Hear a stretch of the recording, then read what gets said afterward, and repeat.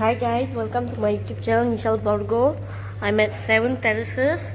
This is one of the most famous hotel at Penang. It is an old hotel. It's over 100 years old. It's gorgeous.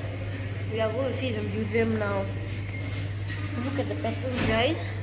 These patterns are over like 50 years old. More than 100, I think, guys.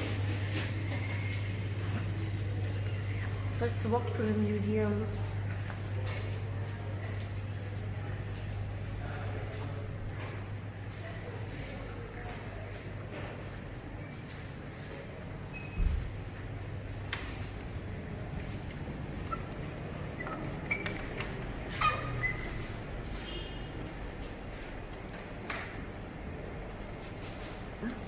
Wow guys, this is really beautiful.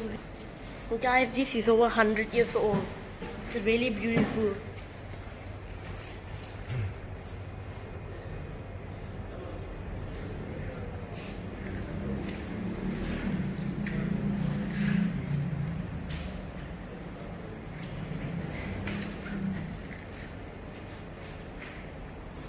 What the exhibitions are about. So I basically share, this is the fourth Heritage Day exhibition that I've done. Oh, so I thought I wasn't doing one this year because of the pandemic, but I think in May we thought, end of May was able to, I think I'm able to do it, so to put this exhibition together. So always it's been about my collection, aspects of my collection. So this is like aspects of small parts of my collection, put them together. So as I was saying earlier, chinoiserie is about Chinese style in the eyes of the West. So it's about people who've never been to China and imagine what Chinese style is. Oh, I see. Okay. And it's also used with things that were exported by China to the West, but only for Western tastes. These are things that were never made, never used in China. Oh, I see. Okay. There is some exceptions. For example, the blue and white.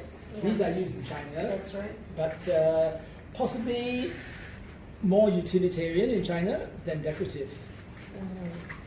So it all started, I think all these things became very popular after the Opium Wars in the early 19th centuries because the West forced China to open up. After they lost the Opium Wars, Guangzhou and Shanghai was open for trade because it was all due to the imbalance of trade in the world. China was exporting tea, that was very valuable, and the West had nothing to sell to it. That's why they forced opium onto China. Oh, I see. Okay. So they wanted to even up the balance of trade, and also, they didn't want to have anything too bulky. So opium was because the things that were exported obviously were the tea caddies. The tea was very valuable. They needed somewhere to store the tea. So every household, a middle class household would have these lacquered tea caddies. And they come in all sorts of shapes, but the most popular, they come from very basic ones like that. Okay. With an insert, a pewter insert. So this is so valuable, and all under lock and key in the salon. This was kept in the salon. Have a look around. How old is this roughly? They're around 1800s. So 1800s. So from the early 19th century, some early 20th These are all the century. Chinese teas, right? Yeah. Yeah. They all have their own keys, They're exported from China, but the Chinese never use this. No. So Chinese store tea in different ways. So this is what's called a pumpkin one. So the pumpkin tea caddy. That's very nice. So, look at it. Careful, don't drop it. Yeah. So,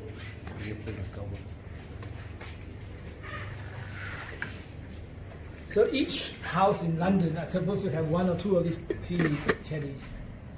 That's for the loose leaf tea, yeah. I suppose tea was all loose leaf, right? All tea leaves. Oh, never tea bags. On the lacquer, then they will have all the gold painted. So, on that, This is a bigger one, is it? No. This is other sorts of things that we thought the West would want. Oh. Writing slope. Oh, writing slope. Oh, that's nice. Put a pen. Yes. Pen. So storage here. Paper. Yeah. Lots of secret Yeah, compartments. that's right. And this is for the way this, the paper, the parchment, you know, you put it in there, then you roll over here for writing. Oops. I actually use this as my writing slope on my desk. And then I'll show you one of the biggest tea caddies I've seen. Over there, so big, and the artwork on the pewter is really beautiful. Ivory handles, and I put some tea in here to show you how much tea it could store. Is this thicker? Yes, right? Completely. It's too heavy. I think how many kilos of tea? Tea is actually 1 kilo of tea is a lot. It's quite bulky. So this was again a letterbox done for the Western market, European market. But they all have carvings, sir. It's not carvings, it's drawings. Drawings on the lacquer. Then they moved to things like sewing boxes or games boxes. That's nice. So the whole theme, I suppose, is like quite uniform because of the cabinets, the dressing table, the beds. It's all the same art form. From the early to the mid to the late 19th century. The thing that they made unique was the use of wallpaper and textiles in the decoration, and they put in a lot of imaginary Chinese design. Oh, So the birds and the flowers are very much part of chinoiserie design. And also, they love the pagoda roof on everything. So the pagoda roof on the bed is actually, on the day bed is actually a very famous bed that I've copied. This is original, but I put the pagoda roof myself on it. oh, I I made see. it. You made it yourself. But this is original. Yes, the pagoda was best symbolized by the Kew Gardens pagoda. Oh. They had a pagoda built there. So this is also from 18th century? Yeah, mid 18th century. And you can see from the very simple designs here, that it's not made for the European, not made for the Chinese market. And even the carvings are very delicate. Yeah. Then the dressing table here Look at the carving. is 18th century. probably made for one of the Western legations in districts in Shanghai when the West was there. It's probably a German one, I think, this one. I just don't think it's a bit heavy for the English. My new furniture gallery, and it's set up like how people should be using this furniture. Oh. So normally at the gallery, everything's for sale here, everything's not for sale here. Oh, okay. It's easy to know.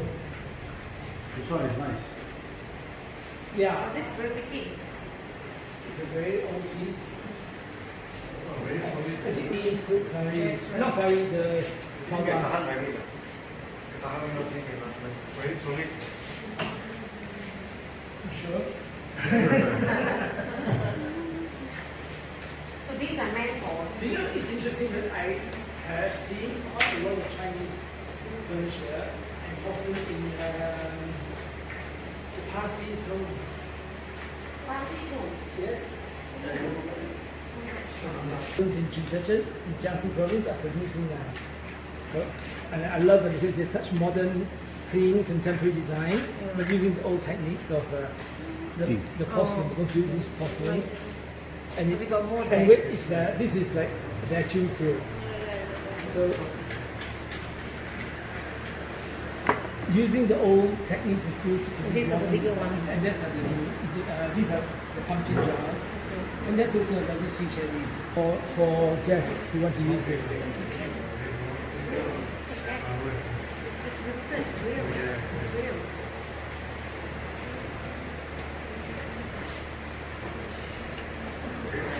This is actually,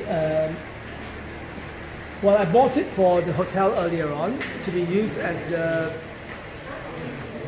cabinet, with the bar cabinet, to hold our liquor. And it's actually from an old temple, Glen House. But it was just too impractical, it's just too delicate to be used open and closed every day. So I decided that it should be used in someone's home as a piece of decoration. But it's really beautiful and unique. And you see, they all open up into.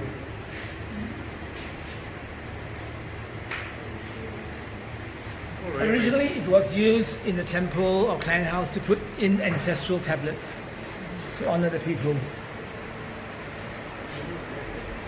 And the lions are from the bottom of beams, supporting beams, to hold up the beams.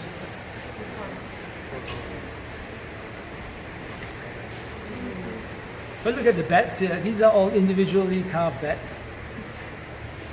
Oh yeah, they are beds.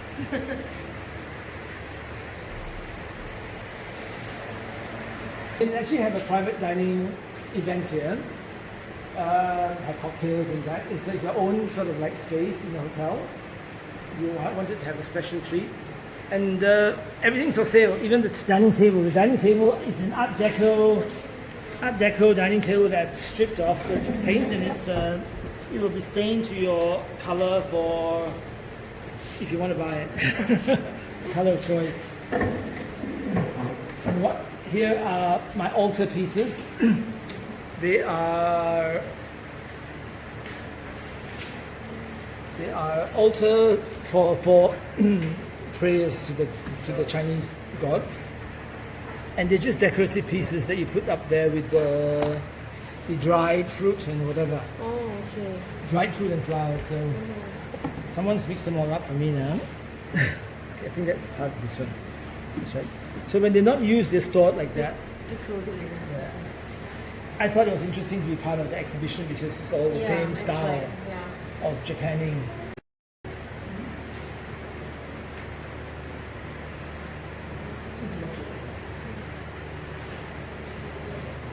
A Nyonya wedding cabinet that has been restored by myself. So normally the carvings are so deep, and so when there's very deep carvings, it means that they're made with softwood. So softwood is the favorite food of the termites. So we've restored some of the damaged bits, and then it's actually called a scholar's cabinet.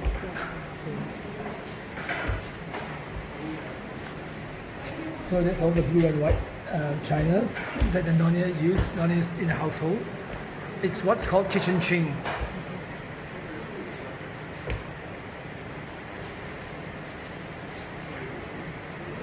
And also look at my cabinet maker and carpenter at the back restoring and making these things.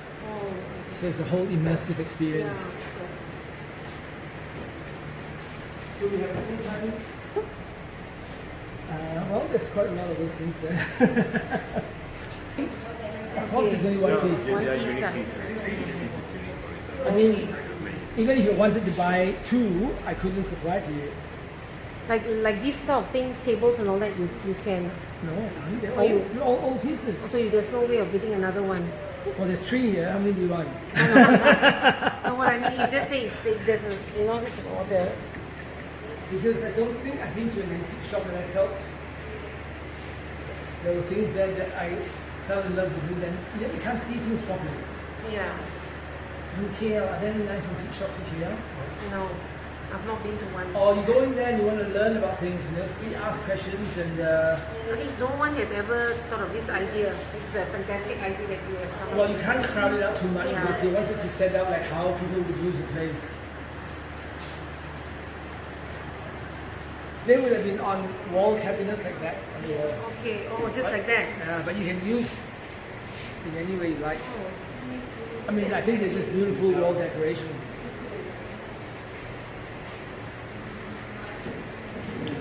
This is an unusually large collection of blue and white kamcheng.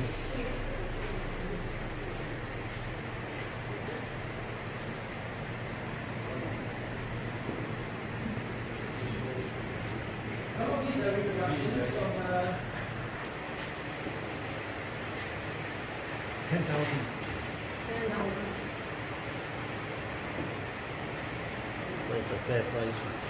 About 150. But you see the work on the art, it's all original.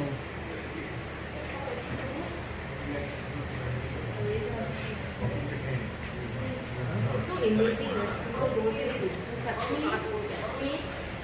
Well, the people, it's rosewood. It's what's called rosewood, but it's Chinese rosewood, and it grows very slowly. And it's if you say rosewood, the Chinese will just buy it already. They all buy it all back. So this is something new that you have actually opened up? Yes, in the I last see. 2 weeks. Oh, last 2 weeks only. It was my storeroom before, warehouse. So there's a lot of work, there's a lot of logistical work done to make this creative space. Yeah. But I built that whole screen there from our bits and pieces. So Guys, this is the end of this wonderful museum. Please come and see this museum. The owner of it is Chris Ong. He's the owner of this entire place. He's the owner of Georgetown Heritage Group, and what he has done here is really fantastic. Okay guys, please come and visit this exhibition. It's a wonderful place. I can't wait to come in Georgetown again. It's located at Penang. Bye guys, please subscribe to my YouTube channel and bye.